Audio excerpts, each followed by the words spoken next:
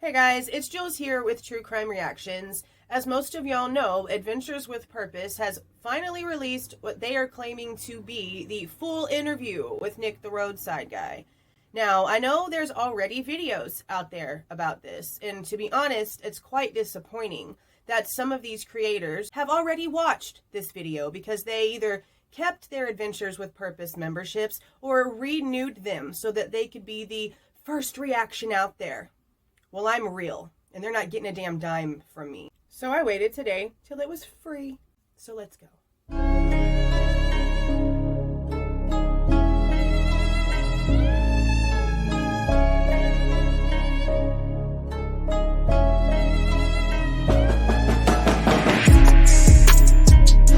At 22 seconds in, Nick looks over to a cameraman and says to him, quote, looking over because it's written down, "The investigator said it's his biggest lead that he has on the case." Okay, I asked this in my comment section in my last video about this, but now I'm going to ask it here because I want everyone to answer this. Who else remembers Doug being on a panel somewhere, and I don't know where it was in order to go back and find it? Who recalls him being on a panel, dark gray background, and him stating that he knew that law enforcement had the footage? Because I'm telling you, I remember hearing that. I can see the image in my head, and a few people that I asked that to remember it too, okay? And this is important because if what Squirrel Girl is saying that Nick told her in their supposed conversation is that Nick's two bosses at his job were telling him that the footage didn't exist, but then we have Doug Bishop on a panel stating that he knew that law enforcement had it and was reviewing it. Those two things are important to know. Okay, so if you guys remember that, please, I need to know and where it was, if it's real. So then we hear that whoever this girl was told Nick that she was going to be going home later on in the day to grab some things because she was going to be heading out again. Someone please explain to me why, if Adventures with Purpose felt like Nick's supposed sighting of KIELY was so pertinent to put it in this episode and make it such a big deal and tell us all of these details, why, oh why, are we just now hearing that this girl was also wearing a blue baseball cap? If this really, according to Adventures with Purpose's morals and the way that they thought this was so important, if that's really what they thought about what was coming from Nick's information, why would they leave out one of the items of clothing that she would have last technically been seen alive in? That makes no sense. He says it could have been either after or before she disappeared. He could literally just mean before she was reported missing that day, because right after that statement he says, "But I got to her around noon that day." Mom apparently went to the Starbucks to see if KIELY was going to show up for meeting up with whoever the friend was that she was supposed to go on a hiking or camping thing with on that Saturday. And whenever KIELY didn't show up at the Starbucks is whenever Mom made the 911 call or put the report in, from what I can remember. I'm not looking at anything. This is all just off the top of my head. So that statement literally could just mean before or after she was actually reported missing. So then he talks again about the phone call. So let's just remember, whoever the girl was, her phone was dead, so she used the male's phone that was with her, but must have given the dispatch office her dead phone's phone number, because whenever Nick tried to call, there was no answer. And she claims that she uses the guy's phone. So, if what I said earlier about Doug saying on a panel that he knew law enforcement had the footage and was reviewing it, wouldn't that mean that by now they would have gotten that phone number and been able to find out who it belonged to find out who this guy was actually? And then that could go one of two ways, because it could literally have nothing to do with this. The girl was not KIELY and they've reviewed everything and none of it matches up and they're just not telling us. Or they could actually have everything to do with this case. They've gone and they've looked up who that phone number belongs to and it's all being hidden. Either or, guys. Law enforcement, I really believe, uses all this crazy stuff that goes on social media when it comes to these cases as one of their advantages, even though they act like they don't like it. Because even though it causes a lot of chaos and a lot of stupid misinformation crap to happen, it's also a way for us to not really be paying attention to what's really going on. And I think they like that, to be honest. Or else, why haven't they just come out and addressed this? So then I listened to his little ring around the rosy comparison of how the two of them would not stay around each other. She would go around somewhere, the guy would come around, and then she would leave. So it's still interesting to me that he could feel that tension and that difference, but then still be kind of thinking that they were in a relationship. I don't know if that kind of tension would really make me feel as if those people were together in a way that would make it safe for me to leave her with him. I'm just gonna still state that. I really feel like if Nick really felt all these things for this couple, whoever these two people were, and still felt the need to call his girlfriend and tell her about how he felt about it, why not make that 911 call? Why not be like, hey guys, I just left this situation at the Boca campground. It's really weird. The girl's acting really scared of this guy that she's with and something's just off. I'm still going to state that. I stated that in the very beginning and a bunch of people wah to me, but I don't care because guess what? Guess what? If he's taking it this far, if he's really talking to Squirrel Girl and he's really given all this information out, I can bet you right now he wishes he would have. I'm telling you. He's wishing right now he would have made a 911 call or called some non-emergency number and told them this and had that location gone out to. I'm not going to sit here and blame him for this because we don't know who this actually is he's talking about. We don't. But I'm still going to keep that same sentiment. If you really felt this crazy and strange and tense while you were there enough to call your girlfriend and get a woman's opinion about what you saw, you knew something was wrong.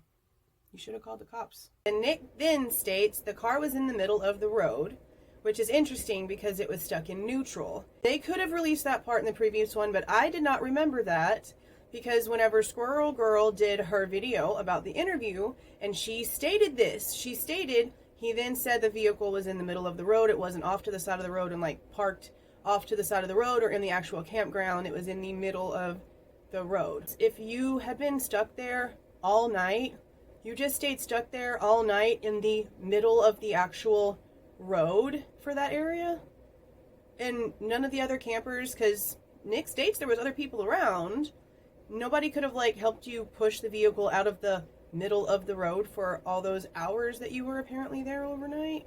So part of the additional footage that they put in here was whenever Nick was actually trying to show Doug on Doug's phone exactly where it was that he had seen Kylie and her vehicle. And he wasn't satisfied with the pin mark that he was leaving on Doug's phone. And he keeps saying, your friend's phone, your buddy's phone, it has the right one. I did it earlier. It's right there. This I don't recognize. So I like how this shows that after Doug says he doesn't have any other questions, Nick is adamant. Can you get your friend's phone so that you can look at what I actually put there? Because that's the real location and I need you to see the real location. So I like that he really wanted to verify that Doug saw exactly where it was that he's claiming to see her. And I really like that they actually put that in here, because that means that Nick was not trying to just give them any sort of information, but he was trying to make sure that what they had was accurate to the way that he remembered it completely. That's genuine to me. There was nothing inside of the vehicle, just the seats. So Nick saw inside of whoever's SUV this was. And because this little bit of information was left out of the original interview, and because of the way that the behaviors between the two were being described, a lot of people thought that the whole chase game around the car was to distract Nick from looking inside of the vehicle. But he saw in the entire time. So for everyone who has thought for so long that A, this is the true version of what happened here, and that B, it was someone who was responsible for what happened and her body was being hidden in the back of the SUV, y'all can now get rid of that thought, because he just verified he saw inside and it was completely empty, not even camping gear. He does describe the hat a little bit more here, and that it was facing forward but still slanted off to the side.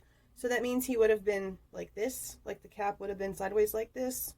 On the off times that I am like fishing or something and I wear a baseball cap type hat, I do wear it off to the side like that, but that is an interesting detail that I don't remember from the original one, because that is a characteristic trait of whoever this male was. So this is where we get to him actually looking at a photo of who is apparently the male that was in this little situation, and the cameraman says, "Pull up the boyfriend." Now, the boyfriend is not Jagger.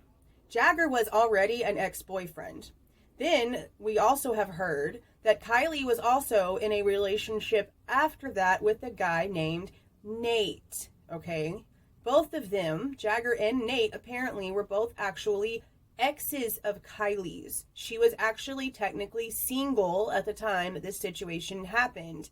So, she didn't have a boyfriend, and there was technically two different males they could be talking about when they say, "Pull up the boyfriend." And that's really mainstream media's fault, because they stated that Jagger was Kylie's boyfriend in the very first articles that were coming out about the Kiely Rodni case, and whenever they did the interview with him. We didn't know the truth about that until later, and we didn't know that there was another relationship after the fact until even more later. But it's still interesting that she was going back and forth, from what it seems, with Jagger and Nate, because wasn't Jagger's laptop the one found in her SUV's location at Prosser by Check It TV? So which boyfriend is AWP showing Nick here? We don't know.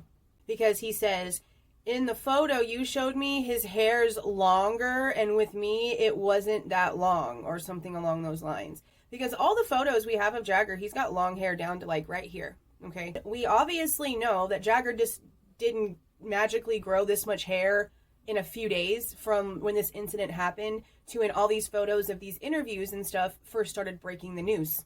So whoever this was, unless Jagger tucked his hair up in his hat and all that Nick saw was little fluffs right here, because that's all he says. And even if Jagger would have had his hair like this, his hair's long. It would have been poking out in other places. But he just says he saw right here. It could have been tucked up. Or it could have just not been Jagger. But if this was who they are alluding it to have been, and this really was what happened here, what would have been the point of his hair being tucked up in his hat as something that is different than his norm? And then you would also have to ask, if it really was Kylie, I actually cannot find a single one where she's wearing a hat. So if she was actually wearing a blue baseball cap, and if this was really Jagger and his hair was tucked up in his hat, why are they disguising themselves if this was really them? Part of this conversation is how it seemed as if Nick wasn't really quite sure when it was that he saw her, because he states something about Friday, Saturday, or Sunday. But the cameraman asks, "What days do you work?" And then reiterates his question to state something along the lines of, "What kind of window are you giving us here?" So then Nick answers Friday, Saturday, and Sunday, because that's the days of the week that he's in that area for his schedule, like normally when he was working for AAA. So then he says, "But when I looked further back at my phone, I was in that exact same area on both days, Saturday and Sunday." So this being answered this way, now that we know the question that led up to him answering this doesn't bother me anymore. Hold on. So there was two different photos that was shown to Nick by Doug. And you see Doug, while the cameraman is asking Nick a bunch of questions, scrolling through his phone. And then he says, "Just to make sure, do you recognize him at all?"